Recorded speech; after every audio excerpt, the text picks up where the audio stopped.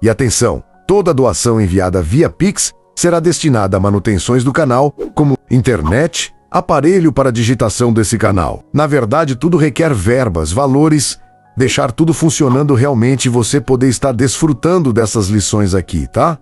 Agora, vamos à lição?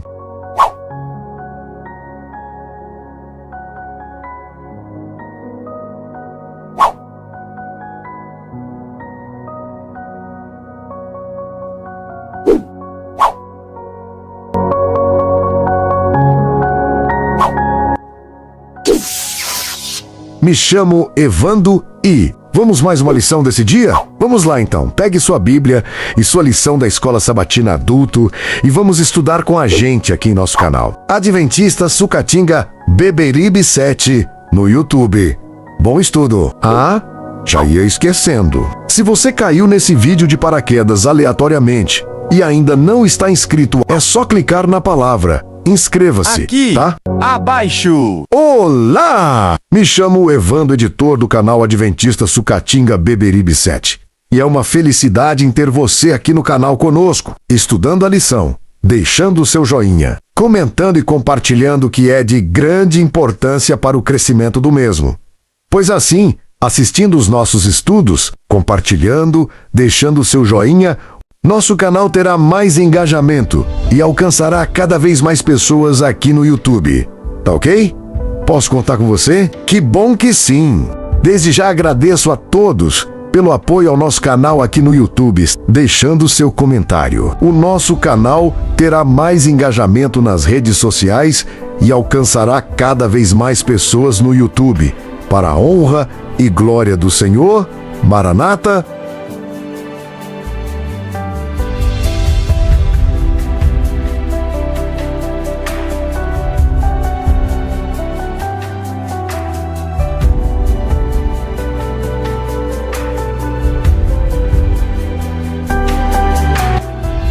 Colabore com o nosso canal na pregação do Evangelho. Faça sua doação de R$1, de R$2 ou qualquer valor via Pix. A nossa chave é essa aqui que está aparecendo aqui na tela do vídeo. Faça a sua doação para a manutenção de nosso canal. A chave do Pix é evandoadventista@gmail.com. Não esqueça a chave do nosso Pix é evandoadventista@gmail.com e colabore com qualquer valor, R$1, R$2. Daí fica ao seu critério. E lembrando, essa imagem que está aparecendo no seu vídeo é o nosso QR Code para facilitar a sua doação, sua colaboração via Pix para a manutenção do nosso canal. O Papai do Céu lhe abençoe nesse dia.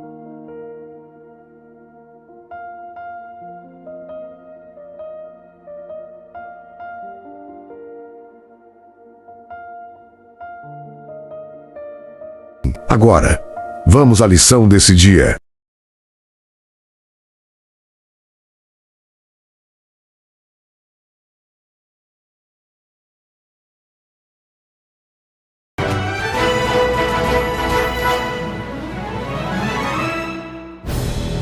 Imagine olhar para um momento difícil da sua vida e achar que tudo ali é perda, atraso ou desperdício. Uma porta que se fechou, um plano que não deu certo, uma limitação que você não escolheu. Agora, imagine descobrir anos depois que justamente aquilo que parecia um obstáculo foi usado por Deus para algo muito maior do que você conseguia enxergar na época. O estudo de hoje nos convida a olhar o sofrimento, o ministério e até as limitações da vida à luz de um plano eterno que não começou conosco e não termina em nós. Senhor nosso Deus, nós agradecemos por mais esse momento de estudo. Nós apresentamos diante de Ti os pedidos deixados nos comentários, as dores que carregamos e as perguntas que ainda não sabemos responder.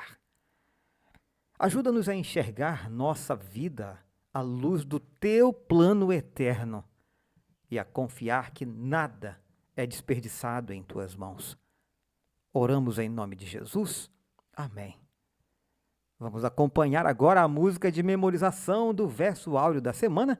Inclusive, quero agradecer à irmã Serlane, que entrou em contato comigo lá dos Estados Unidos e tem se prontificado em produzir a música com a letra para a gente postar no canal. Irmã, Deus seja contigo. Deus pode nos usar, irmãos. Ele só quer corações dispostos, onde quer que estejamos.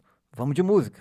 Aquele que não conheceu o pecado, Deus o fez pecado por nós, para que nele fôssemos feitos justiça de Deus. 2 Coríntios 5, verso 21. Terça-feira, 24 de fevereiro, o plano eterno de Deus. Leia Colossenses capítulo 1, versos 24 e 25. O que Paulo escreveu sobre o sofrimento que experimentava por causa de Cristo?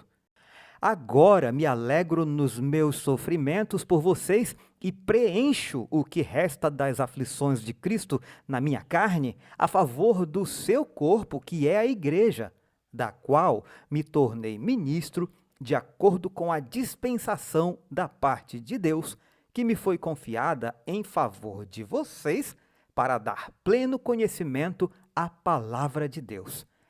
Ao final da leitura da lição, eu posso tentar ajudar você com a resposta, tudo bem? O autor comenta que a carta aos Colossenses foi escrita enquanto Paulo estava em prisão domiciliar em Roma. Mas talvez seu maior sofrimento tenha sido não poder realizar o trabalho de pregar o evangelho de cidade em cidade e de casa em casa, como fazia antes. Esses sofrimentos ou tribulações sobre os quais Cristo havia alertado, não podem ser comparados com a glória a ser revelada em nós.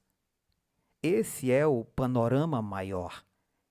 Assim como escreveu aos cristãos de Filipos, Paulo agora disse aos colossenses que se alegrava em seus sofrimentos, que eram para o benefício deles. Irmãos, Paulo ele não romantiza o sofrimento, não é isso. Ele sente a limitação, a prisão, a frustração. Mas ele aprendeu a olhar além do momento presente. O sofrimento não era o fim da história, era parte de algo maior. Nós aqui aprendemos uma lição importante. Nem todo sofrimento é sinal de derrota espiritual. Às vezes, é exatamente o contrário. O autor comenta que Paulo podia estar preso, mas a palavra de Deus não estava algemada. Lindo isso, em 2 Timóteo 2, verso 9. Durante esse período de confinamento, ele escreveu as cartas de Filipenses, Efésios e Filemão. Após sua libertação, Deus o inspirou a escrever os importantes conselhos de 1 Timóteo e Tito. Durante sua prisão final em uma cela romana, ele escreveu 2 Timóteo. Esses últimos anos proporcionaram a Paulo a oportunidade de escrever uma parte significativa do Novo Testamento, provavelmente incluindo a carta aos Hebreus. Ou seja, irmãos, Paulo estava limitado fisicamente, mas não espiritualmente. Deus transformou uma prisão em um escritório missionário. O que parecia interrupção se tornou produção. O que parecia silêncio se tornou palavra escrita para gerações. Sabe, irmãos, eu me sinto um pouco Paulo aqui, como eu chamo aqui do local onde nós estamos construindo o estúdio. que eu chamo carinhosamente de chalé. Eu passo muito tempo sozinho aqui, sabe? Quase que confinado também. E nesse momento, lendo esse trecho da lição, me faz pensar como Paulo se sentia também, usado, tendo a oportunidade de ser usado por Deus para a pregação do Evangelho. Porque o que parecia interrupção se tornou produção. O que parecia silêncio se tornou palavra escrita para gerações. O autor continua dizendo que o plano eterno de Deus já previa tudo isso e muito mais. Em Colossenses capítulo 1, verso 25, Paulo utilizou a palavra grega oikonomia, geralmente traduzida como dispensação ou responsabilidade.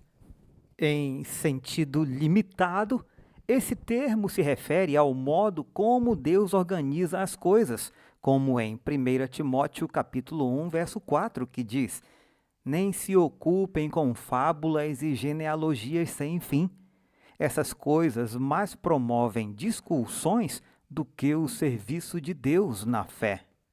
Isso inclui a missão apostólica de Paulo, mas em sentido mais amplo, abrange todas as provisões de Deus no plano da salvação. O ministério de Paulo, dos outros apóstolos e até dos profetas do Antigo Testamento, incluindo Moisés, foi planejado para dar pleno cumprimento à palavra de Deus. Irmãos, aqui Paulo amplia o horizonte. Seu ministério não era improviso, nem o dos apóstolos, nem o dos profetas. Tudo fazia parte de um plano organizado, coerente e conduzido por Deus ao longo da história. Isso nos lembra que Deus trabalha com processos, não com improvisos. O autor prossegue. Embora esse tema seja aprofundado no estudo de amanhã, é importante observar que Paulo reconhecia seu ministério como uma pequena parte de um plano divino muito maior e de longo alcance, que começou a ser implementado antes da fundação do mundo, em Efésios capítulo 1, verso 4 e em Mateus 13, verso 35. Aqui está uma lição de humildade espiritual, irmãos. Paulo sabia que fazia parte do plano, mas não era o centro dele. O plano de Deus é maior que qualquer pessoa, qualquer geração ou qualquer ministério. A pergunta para nossa reflexão: como as decisões, grandes ou pequenas, encaixam-se no plano maior de Deus? Será que existem decisões pequenas? Como decisões assim podem ter resultados muito mais amplos que só se tornarão evidentes no futuro? Irmãos, essas perguntas elas nos chamam à responsabilidade, porque decisões que hoje parecem pequenas podem ter impactos eternos. Nada vivido com Deus, irmãos, é insignificante. Nada entregue a Ele é desperdiçado. Agora sim, a partir do estudo que fizemos hoje, vamos tentar uma resposta que os irmãos possam acompanhar e, quem sabe, até copiar para o seu manual. A pergunta era a seguinte: o que Paulo escreveu sobre o sofrimento que experimentava por causa de Cristo? O que Paulo escreveu? Essa é uma pergunta objetiva, não precisa de interpretação. O que foi que ele escreveu? Ele escreveu que se alegrava em seus sofrimentos por causa de Cristo, pois entendia que esses sofrimentos, faziam parte de seu ministério e serviam para o benefício da igreja, dentro do plano eterno de Deus. Muito bem, agora eu convido você a me acompanhar na leitura dos comentários de Ellen White para a lição de hoje. O pecado surgiu na busca dos próprios interesses. Lúcifer, o querubim cobridor, quis ser o primeiro no céu. Procurou dominar os seres celestiais, afastá-los de seu Criador e receber as homenagens deles. Dessa forma, apresentou uma falsa imagem de Deus, atribuindo a ele o desejo de exaltação própria. Tentou revestir o amável Criador com suas características más. Assim enganou os anjos. Assim enganou os seres humanos. Levou-os a duvidar da palavra de Deus e a desconfiar de sua bondade. Pelo fato de que o Senhor é um Deus de justiça e grandiosa majestade, Satanás os fez considerá-lo severo e implacável.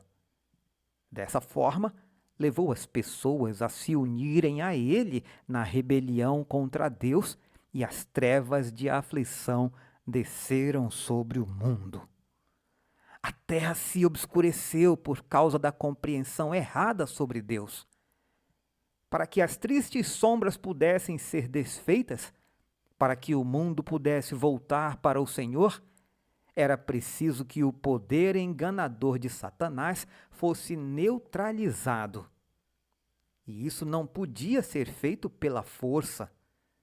O uso da força é contrário aos princípios do governo de Deus. Ele deseja apenas o serviço de amor. E o amor não pode ser imposto, não pode ser conquistado pela força ou autoridade. Só o amor desperta amor. Conhecer a Deus é amá-lo. Seu caráter deve ser manifestado em contraste com o de Satanás. Essa obra poderia ser realizada unicamente por um ser em todo o universo. Somente aquele que conhecia a altura e a profundidade do amor de Deus podia torná-lo conhecido. Sobre a escura noite do mundo devia se erguer o sol da justiça, trazendo salvação nas suas asas. Malaquias 4, verso 2. O plano de nossa redenção não foi um pensamento posterior, formulado depois da queda de Adão. Ele foi a revelação do mistério guardado em silêncio nos tempos eternos. Romanos 16, verso 25. Foi um desdobramento dos princípios que, desde os séculos da eternidade, tem sido o fundamento do trono de Deus. Desde o início, Deus e Cristo sabiam da apostasia de Satanás e da queda do ser humano, mediante o poder enganador do rebelde. Deus não determinou a existência do pecado, mas previu-a e tomou providências para enfrentar a terrível situação. Desde que Cristo veio habitar entre nós, sabemos que Deus conhece nossas provações e se compadece de nossas dores. Todo filho e filha de Adão pode compreender que nosso Criador é o amigo dos pecadores, porque em toda doutrina de graça, toda promessa de alegria, todo ato de amor e todo o encanto divino apresentado na vida do Salvador na terra, vemos Deus conosco. Mateus capítulo 1, verso 23, refletindo a Cristo, 9 de janeiro. Um forte abraço, fiquemos todos com Jesus. Aquele que não conheceu o pecado, Deus o fez pecado por nós, para que nele fôssemos feitos justiça de Deus. 2 Coríntios 5, verso